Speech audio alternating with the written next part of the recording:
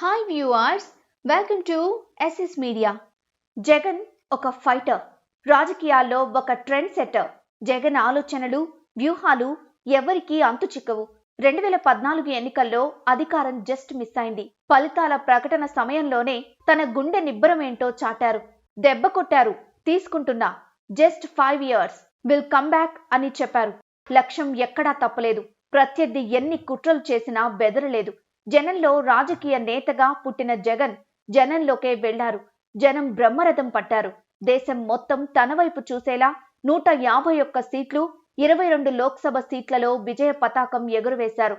ఇప్పుడు జగన్ తన సత్తా చాటుకునే సమయం వచ్చింది. 2024లో గెలుపు ఒక ఛాలెంజ్ గా మారింది. ఇప్పుడు కదా జగన్ తానేంటో నిరూపించుకోవాల్సింది.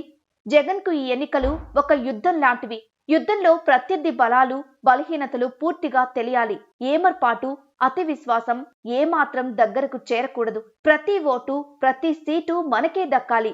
అదే లక్ష్యం కావాలి.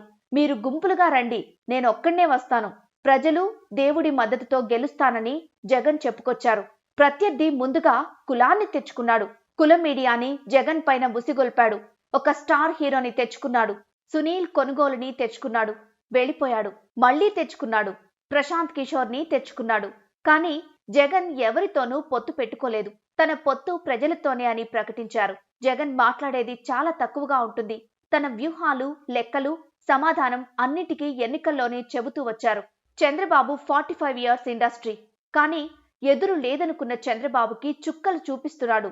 ఒక్క జగన్ను ఓడించడానికి చంద్రబాబు ఇంతమంది మద్దతు కూడగట్టుకున్నారు. అయినా ధైర్యం చాలడం లేదు.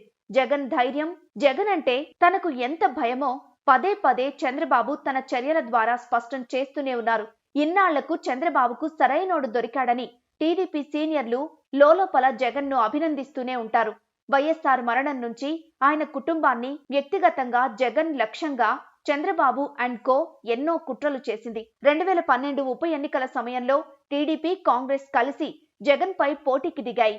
వారికి విజయంతో సమాధానం చెప్పారు. జగన్ ప్రతిపక్షంలో ఉన్న సమయంలో 23 మంది ఎమ్మెల్యేల్ని లాక్కున్నారు. జగన్ చెలించలేదు. ఆ తర్వాత వారు అడ్రస్ లేరు. జగన్ ఈ ఎన్నికల్లో ఎలాంటి వ్యూహాలతో వెళ్తున్నారనేది అందరిలోనూ ఉత్కంఠ పెంచుతోంది. కానీ జగన్ మాత్రం డిసైడ్ అయ్యారు. అందరికీ ఎన్నికలతోనే సమాధానం చెప్పాలని కసితో ఉన్నారు. జగన్ ఒకసారి డిసైడ్ అయితే మరో ఆలోచన ఉండదు. ఇప్పుడు కనిపిస్తున్న జగన్ ఒక తీరు, వచ్చే 3 నెలల్లో కనిపించబోయే జగన్ మరో లెక్క. జగన్ సామాజిక లెక్కలు చంద్రబాబుకే అంతు చిక్కడం లేదు. జగన్ తాను నమ్ముకున్న దారిలోనే ప్రయాణం చేస్తారు. ప్రజలతోనే ఉంటారు. ప్రజలే గెలిపిస్తారని నమ్ముతున్నారు. ప్రశాంత్ కిషోర్ ఇప్పుడు చంద్రబాబు కోసం రంగంలోకి దిగారు. ప్రశాంత్ కిషోర్ ఆలోచనలు, వ్యూహాలు ఏంటో జగన్ కు బాగా తెలుసు. పవన్ లెక్క ఎలా సెట్ చేయాలో కూడా తెలుసు. చంద్రబాబు భయం వాస్తవం. ఎందుకంటే జగన్ ఒక అగ్ని పర్వతం. లావా స్థానంలో పదునైన లెక్కలు, వ్యూహాలు ఇమిడి ఉంటాయి. ఎప్పుడు ప్రతిపక్షాలని ఎలా విధ్వంసం చేస్తాడో తెలియదు. అదే ఇప్పుడు ప్రతి వైసీపీ కార్యకర్త నమ్మకం. ఎవరిని గురి చేయాలో తెలుసు. ఎక్కడ బాణం ఎక్కుపెట్టాలో తెలుసు. జగన్ వైపు వైసీపీ అభిమానులే కాదు, యావత్ దేశం చూస్తోంది. ఢిల్లీ నుంచి గల్లీ వరకు తానేంటో నిరూపించుకునే అవకాశం, కష్టసాధ్యమైన లక్ష్యం. కానీ కష్టాలను జగన్ ఇష్టంగా స్వీకరిస్తారు. సవాళ్లతో సహవాసం చేస్తారు. అందులో విజయం సాధించడమే జగన్ తన అభిమానులకు ఇచ్చే అసలైన కిక్కు. సో ఈ ఛాలెంజింగ్ టాస్క్ కి జగన్ సిద్ధపడ్డాడు. జగన్ కొట్టే దెబ్బ ఎలా ఉంటుందో త్వరలోనే చూస్తారు.